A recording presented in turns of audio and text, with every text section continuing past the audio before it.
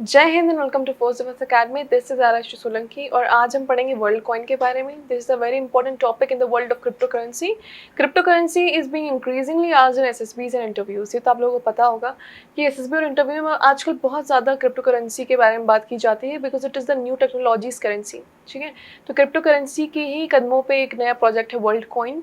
Open AI के हमारे जो लीडर हैं उन्होंने रखा है। ये इसका आइडिया 2019 में ही आ गया था, पर ऑफिशियल प्रोजेक्ट जो इसकी लॉन्चिंग हुई है वो 2023 में हुई है, 24 जुलाई को। ठीक है, ये देखो 24 जुलाई 2023 की इसकी ऑफिशियल प्रोजेक्ट लॉन्चिंग हुआ है। 2019 में इसका आइडिया स्टार्ट हो गया था। ओपन एआई के जो हमारे लीडर हैं सीईओ सैम ऑल्टमैन जिनका नाम है, उनका ये पूरा प्रोजेक्ट है। तो इसके बारे में हम पढ़ेंगे फर्स्ट ऑफ ऑल कि प्रोजेक्ट क्या है, व्हाट आर द बेनिफिट्स, और थोड़े बहुत जो उसके नेगेटिव इल इफेक्ट्स होंगे that is well. Crypto currency project है but what makes it different.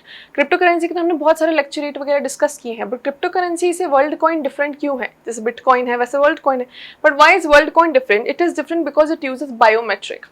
आज तक जितने भी क्रिप्टो करेंसी कॉइन प्रोजेक्ट्स हैं कोई में भी बायोमेट्रिक नहीं लगता है, बट इसमें बायोमेट्रिक लगता है, स्पेशली यो आई स्कैनिंग आइरिस वाला जो पार्ट है दैट। तो वर्ल्ड वाइड है। Again crypto currencies are global currencies, हर जगह होती है, सेम होती है। We have read about it, all the exchanges and everything will be taking place similarly, but one thing is कि इसमें बायोमेट्रिक लगेगा। बायोमेट्रिक इसलिए लगा रहे हैं ताकि बॉट्स जो होते हैं हमारे उनमें और ह्यूमंस में डिफ्रेंशिएट हम कर सकें। जितना जितना आर्टिफिशियल इंटेलिजेंस आगे बढ़ता जा रहा है उतना ज़्यादा ये जो रोबोट्स हैं ये ह्यूमंस और रोबोट्स में डिफ्रेंशिएट करना बहुत डिफिकल्ट होते जा रहा है। ठीक है, तो हमें ऐसी टेक्नोलॉजी चाहिए कि आगे जाके इन फ्यूचर, अभी तो खैर इसका इतना यूटिलाइजेशन हमें फील नहीं हो रहा, बट आगे जाके इन फ्यूचर हमें ऐसी एक टेक्नोलॉजी की बहुत ज़्यादा ज़रूरत है जो रोबोट्स और ह्यूमंस में डिफ्रेंशिएट कर दे। ठीक है, नाउ बायोमेट्रिक डेटा पे पूरा चलता है। Company established several centers worldwide, पूरे वर्ल्ड वाइड में बहुत सारे सेंटर स्टैब्लिश हो रहे हैं, लोगों के इसमें बायोमेट्रिक डेटा लिए जा रहे हैं। Right now the value of one world coin is around 0.8 rupees. ठीक है, तो ये भी बहुत इंपॉर्टेंट है। Device will ensure the same iris is not scanned in any other country or any other part of the center or anything। तो जितने भी सेंटर्स हैं सारे मिला के उनका कंबाइंड डेटा एक जगह स्टोर होता है, and in that data there is no replication. एक आइरिस एक ही जगह स्कैन होगा, एक ही इंसान को अलॉट किया जाएगा, जीवन भर वो उसके पास रहेगा, बिकॉज उसी की आंखें हैं। There can not be similarly two eyes of two different person, है ना। दो इंसानों की आंखें बहुत अलग होती हैं, डिफरेंसेस होते हैं, आइरिस में बहुत डिफरेंस होता है। फॉर एग्जाम्पल जैसे हमारा ये थंब प्रिंट, ठीक है, फिंगरप्रिंट, ये जैसे अलग होते हैं वैसे ही इंसानों की आंखें, आइरिस वगैरह सब अलग होती हैं। So that is the same thing. इसी पे बायोमेट्रिक पे पूरा चलेगा ये हमारा। इसके बेसिस पे वर्ल्ड आईडी करके आपको दिया जाएगा पूरा एक ID number.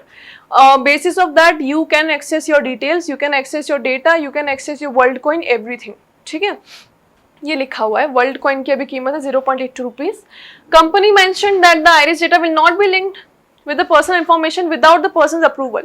Now the thing is कि इसमें आपका बायोमेट्रिक यूज हो रहा है। Now बायोमेट्रिक के साथ साथ they are planning to add your personal data as well, but personal data तभी ऐड होगा, इंफॉर्मेशन आपकी तभी ऐड होगी जब आपकी खुद की अप्रूवल आप कंपनी को खुद की मर्जी से दे देंगे। So that is also one more thing। Actually they are trying to create a global wallet जहाँ पे लोगों की बायोमेट्रिक्स हो, जहाँ पे लोग अपने सेफगार्ड तरीके से अपने डॉक्यूमेंटेशंस वगैरह, अपनी पर्सनल इंफॉर्मेशन रख सकें, ताकि it will be easy to access. और क्योंकि वहाँ पे बायोमेट्रिक लगा है तो सिर्फ लोग ही एक्सेस कर सकते हैं जो वो हैं, मतलब ऐसा कुछ आगे प्रॉब्लम नहीं आएगी कि somebody else accessed your data। तो उस हिसाब से भी अगर देखा जाए इसका एम क्या है, मतलब what is the aim of that particular person, Sam Altman जिसने ये प्रोजेक्ट लॉन्च किया है। उन्होंने बोला था कि World ID will be helpful in distinguishing humans and bots. ये तो पहले ही बोल दिया, because of the increasing artificial intelligence in the technology it is becoming very difficult to differentiate between humans and bots. Specially अगर आप देखोगे वो जो traffic signals and the bike and that puzzle जो आती है आजकल कि अच्छा अगर आप रोबोट नहीं है तो उसका प्रूफ दीजिए, जिन जिन उसमें ट्रैफिक सिग्नल है उसको टिक करके, even robots are able to do that nowadays. तो इट इज़ वेरी इजी। ठीक है, इसलिए हमें ही बनाना बहुत ज़रूरी है। It was also mentioned by the company that the aim of this project is to become the world's largest human identity and financial network। तो हर country का अपना अलग अलग ह्यूमन आइडेंटिटी नेटवर्क रहता है, but this project aims to be the global human identity network. Now, Sam Altman said that there will be several use cases of world ID in future due to increasing dominance of artificial intelligence.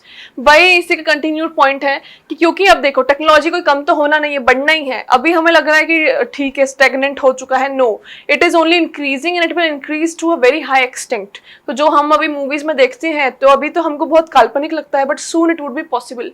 और जब ये possible होगा तो बहुत ज़्यादा necessary हो जाएगा कि रोबोट्स और आर्टिफिशियल इंटेलिजेंस से ह्यूमंस का डिफरेंशिएशन हो जाए पहले, वरना it can cause many troubles for us. So that is why this is very much important. ठीक है, देखो इसमें यूनिवर्सल बेसिक इनकम वाला सिनेरियो भी एडेड है. इसके बारे में भी हमने एक अलग से लेक्चर बनाया था यूनिवर्सल बेसिक इनकम के बारे में. You will find it in this playlist, उसको सर्च कर सकते हैं आप. तो project will help in providing everyone with AI funded universal basic income, which means all the value produced by the work done by AI can be given to the people as UBI. तो AI का जितना भी काम होगा वो लोगों में distribute कर सकते हैं हम. That is also one more thing. ठीक है, पूरा उसका वैल्यू वगैरह जितना भी एडिशन होगा it would be entirely distributed to people. क्योंकि AI को तो देखो आप सैलरी दोगे नहीं, AI को तो आप पैसा दोगे नहीं. Of course machines do not ask for salary.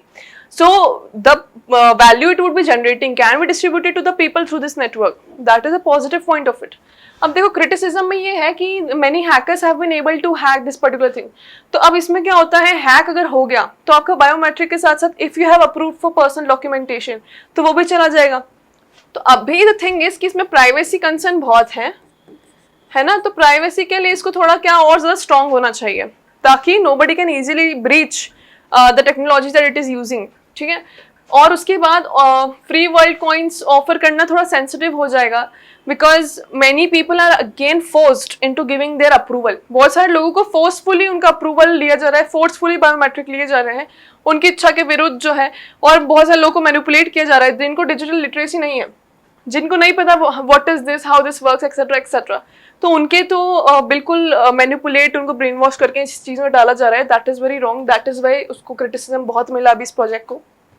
Possibility of the misuse of biometric data is a big concern because again, अगर ऐसे में if the hackers hack or breach through your particular network, then not only do they get your documents, they also get a personal information with your biometric.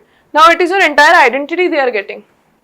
तो अगर आपको ऐसा कुछ करना है तो आप वहाँ करिए जहाँ पे आपके पास टेक्नोलॉजी पर सेफ गार्ड हो, कोई भी ब्रीच ना कर पाए, आप रेगुलरली उसको अपडेट कर रहे हैं.